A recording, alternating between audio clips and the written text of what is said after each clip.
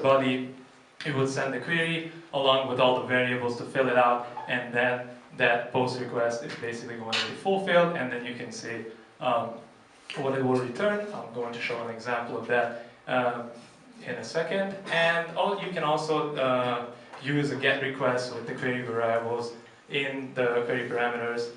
And this is what usually referred as a GraphQL API, not to be confused with GraphQL itself, which is just a language, as I mentioned already. And it's very easy to use. As a demonstration, I'd like to click this link, and it hopefully won't lead me to any shady website on the web. And this is basically the cool tooling I already mentioned. This is GraphQL, which is a in-browser IDE, which you can click around and discover GraphQL APIs. The cool thing about GraphQL is the language itself was built with tooling in mind, so it exposes a bunch of metadata that these IDs can then parse, and you can use it yourself. Let's get rid of all the scary parts. How about we delete this? How about we delete these? How about we delete everything and just keep one line? And it's gonna be like this. I can run it. So can you please zoom in a bit? Oh, sure. How about now? Cool. So there's an entity in the system.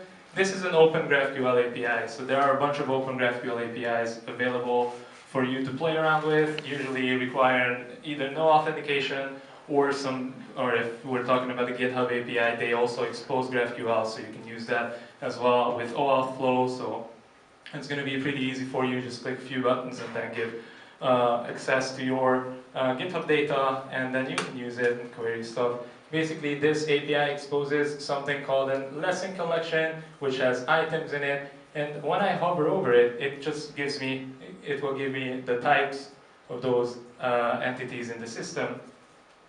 So this is what I mentioned, discoverability. Anyone, if you're onboarding a new person to the project, they don't have to read through all the documentation. What they can do is the kind of control space-driven development that people coming from Java, C# backgrounds are already used to. You can specify the fields you want, and then basically you can discover it yourself and get only those fields. Okay, there's an error. Let's not care about it for now. The thing is that GraphQL is easy. You can open up your browser, you can just check it out. It will work. Well, sometimes it works. But the thing is that we have GraphQL APIs are going to be basically all those APIs that will be implemented using GraphQL. And as I mentioned, no concept can be good enough without a library. And that is the reason why we have Apollo library collection out there in the world. And Apollo is basically an end-to-end suite for using GraphQL. It has a server component and a backend it has a backend component and a front-end component. You can plug it in to any of the web application frameworks that you have out there. It has integration with Express. Currently Node only on the backend side, but on the front end you can use it with React, you can use it with Angular, Vue.js, what have you. It allows incremental adoption. You can just put it in. It exposes a bunch of components. You can use them. You can put it in your React app, and it's going to magically work. And it has universal compatibility. It's going to be available, as I mentioned, with most web frameworks out there. Or you can use it in vanilla.js as well, with just a single client. And it's production ready. A bunch of people use it, including us. And we talked about their front-end parents and back-end Bela and how they went out to implement all that, all those endpoints. Let me show you how to rewrite those using GraphQL. If I can, cool. It's going to be a pretty hard job coding with one hand. Let's open up Zoom. Yeah. I just want to show you a little bit of code here. So here we have the Apollo server. It's out there on npm. You can use it right now. It exposes Apollo server and GQL. And this is going to be our GraphQL parser that I mentioned already. We have a static list of users, and this is where the magic happens. So this is GraphQL's own DSL that you can use to define your schema. You see, we have the query, the root query defined here. This is going to be basically your root. And when I try to run the app, I'm just going to run it really quickly. Sorry, could you zoom in a little bit? A little bit. Like this. Cool. So this is the schema definition language that you can use. This is GraphQL. It's using tagged template literal, which has probably been in Node for ages now, but I'll just consider it a new feature, you know. Otherwise, this is what you'll end up with when you try to run the example yourself. I mentioned there's a root query component and I'll make it bigger, don't worry.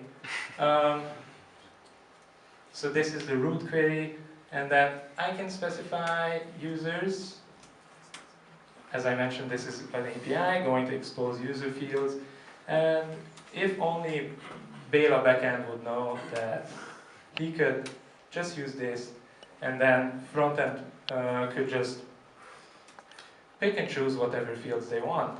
Last name and control space again, and it helps me out that there's an email, which is a string, and I can just run it in the browser. And this is going to behave exactly like this if I would drop this into my code base. So I can first discover the API using these tooling that is already available just from my browser. It's very accessible. And I can just take this piece of code right there, drop it into my app, and I can just magically make it work. So let's hop back into the implementation. I defined my schema. I also have to define how GraphQL will resolve it. So basically this, if you see Apollo server makes up of two components. One is the type definitions, and one of them is the resolvers. The type definitions will hold the schema that we're trying to program against, and then the resolvers is going to be the exact implementation of that interface. And whatever I return here will be returned as the response of that query. It's all fun and games, but you see there's not much of an IDE help that would help us out here. There's no syntax highlighting for that. There's no auto-completion. It's kind of hard to, there's already an ESLint plugin that will format it nicely, but still we want more fine-grained control over this. Let me show you how, with one hand.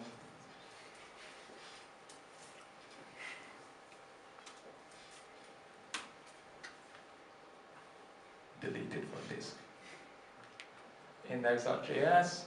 I refactored it a little bit, so we keep all the schema-related stuff in the schema.js. And how about I close this and zoom out a little? Sorry. Otherwise, it's not going to be that much fun. But I mentioned bit.ly. Let's not spell it out. The thing is that it's going to be available for you to play around with and try it out yourself. And as reference for the future implementations, if you ever decide to work with it. So the thing is that I refactored it a little. Instead of using its GraphQL definition language, I used vanilla JavaScript, the exposed types that GraphQL exposes, and then I can just define my user entity in the system just like this by defining all the fields, like first name, GraphQL null, and it's a string. It's the same syntax. It accomplishes the same thing as if I were to just use the bang sign at the end of the string in the definition language. And there's the root query type, which it will